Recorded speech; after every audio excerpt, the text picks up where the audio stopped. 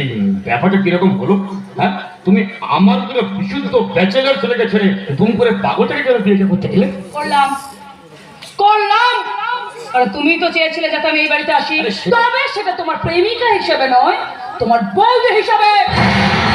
তাই এবার থেকে কথাবার্তাগুলো একটু ভাবনা চিন্তা করেই বলবে। আরে আরে ব্যাপারটা মানে রাগারাগি করে লাভ আছে কোনো? ব্যাপারটা ভালো করে বলবার চেষ্টা করো। আমি যেদিন তোমাকে প্রথম দেখেছিলাম না, সেদিন থেকে আমি তোমাকে খুব ভালোবেসে ফেলেছিলাম। ওই যে তুমি যখন এই অরণ্যের বউ হয়ে বাড়ির মধ্যে ঢুকলে, ওটা দেখে আমার মাথা একদম কাজ করছে না, মাথা ঠিক নেই একদম। ওই তুফান যেদিন আমাকে খবরটা দিয়েছিল যে মুম্বাই থেকে ডানা কাটা পরির মধ্যে দেখে একটা মেয়ে এসে আমার সেদিন সিঙ্গার হয়ে কাজ করতে এসেছে, বুঝেছো? ওই দিন আমি তোমার ডকুমেন্ট সব নিয়ে ঘাটাঘাটি করছিলাম। হ্যাঁ, তোমার এই আধার কার্ডের ছবিকে দেখে আমাকে চেপে লেগেছিল। কেন বলো তো?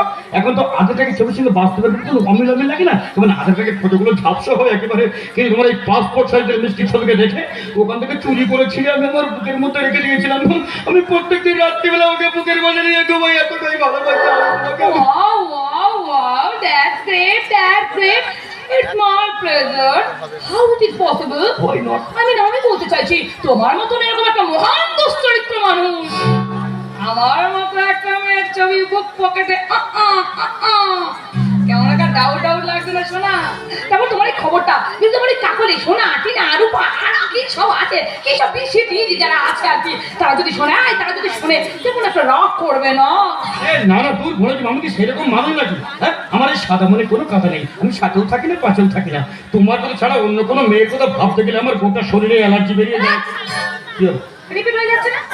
মানে তোমার ডায়লগটা তো রিপিট লাগছে না? তুমি আমাকে ছাড়া কত মেয়েটাই ডায়লগটা দিয়েছো। আরে না গো, আই তোমার কথা শুনে আমার একটাই কথা বলতে ইচ্ছা করছে। বলো। The dog tail never trick. এর মানেটা কি? এটার মানে কুকুরের লেজ কোনোদিনও সোজা হয় না।